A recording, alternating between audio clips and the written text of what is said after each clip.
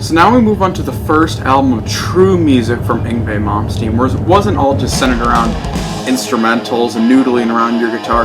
This is 90% actual awesome kick-ass heavy metal 80s songs with a classical and power metal tinge. This is Yngwie Malmsteen, Marching Out.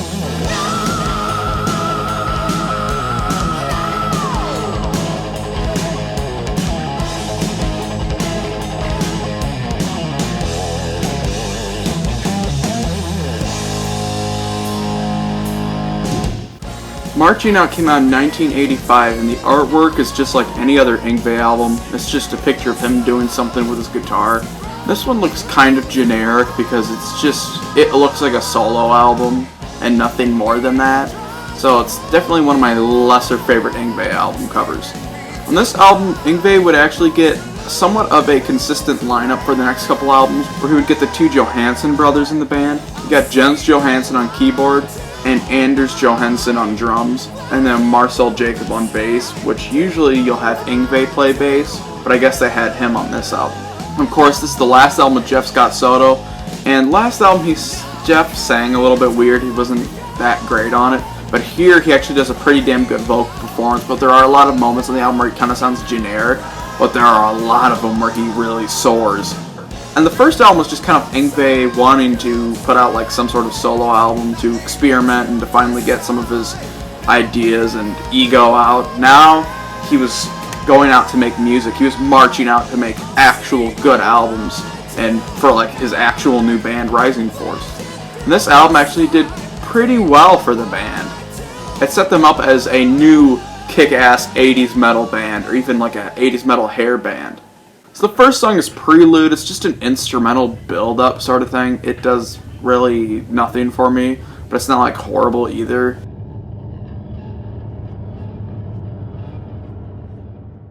Next we have I'll See the Light Tonight, and it starts with this epic riff, and then Jeff Scott Soto lets out this incredible scream. This is one of the songs where Jeff actually sounds really, really good. His vocals are incredible, especially on the verse.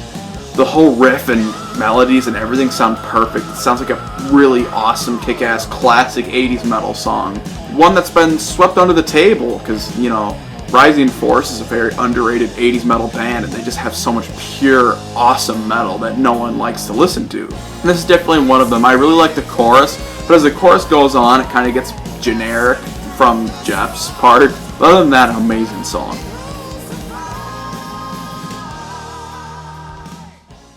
Then we have the song Don't Let It End, and it begins sort of like a ballad where you have Jeff actually singing some really cool, beautiful, high-pitched notes, which actually sounds good. And then you get to a verse where he actually sounds really, really good and melodic, and it gets a little bit heavier. And then you get to the chorus, and it gets very generic. The riffs in there aren't that memorable, and Jeff's singing gets really boring and stale at that point. But other than that, it's still a pretty good song.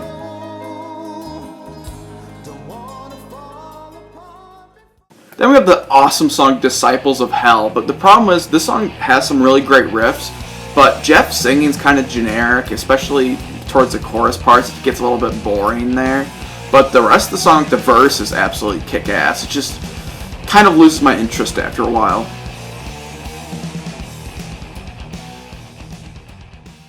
Then we have a huge fan favorite on this album, I Am a Viking, and I'm not a big fan of it, I'm sorry. It's cool, and I actually kind of like the riff to it, but it's really long and plodding. I think Jeff sounds horrible on it. He just sounds so generic. He's like, I am a Viking.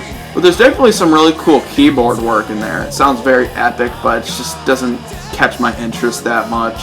Honestly, just when I read the title, I've just like fucking skipped the song. It's cringeworthy to me, even though it is still good. I just don't like it that much.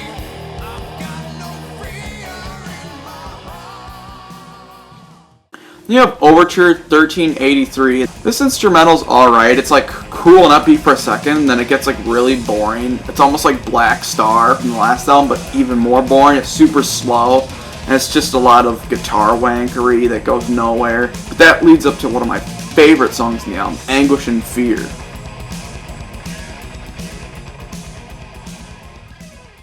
This one is speed metal all the way through, from the freaking beginning with the crazy drumming. Then you hear Jens Johansson and Yngwie just go into this incredible keyboard and guitar melody that is fucking amazing. Then you get some actually pretty decent vocals from Jeff in the verse, and then it gets really, really catchy in that chorus where he's screaming anguish and fear. It's great. And the solo at the end is awesome. One of my favorite songs of the whole album.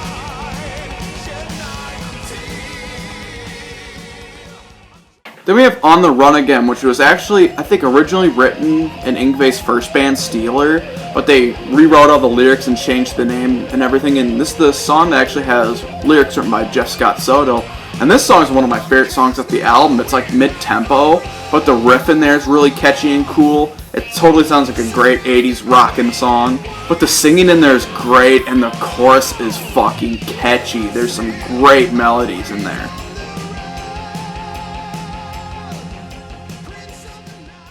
Then we have my favorite song on the album, Soldier Without Faith. The song begins very slowly. It takes like a full minute to get going, but when it does, you have this incredibly catchy and epic, more faster mid-tempo riff, and you get some great singing from Jeff. He's really pulling you in until you hit that chorus.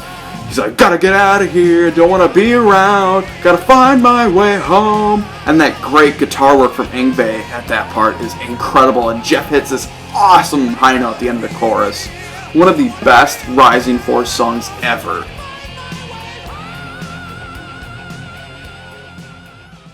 Then we have a pretty good song called Caught in the Middle, which kind of reminds me of Dio's song Caught in the Middle. This one has a really, really great riff to it, and some decent singing, but the verse is a little bit generic and forgettable, but the chorus is pretty cool and catchy.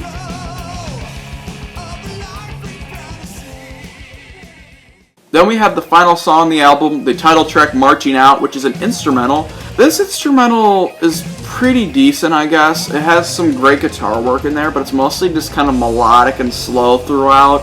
But it's definitely not bad or boring. There's a lot better guitar work in here than Overture 1383. It just feels like a weird way to end the album. They should have ended the album with Soldier Without Faith. That would have been awesome.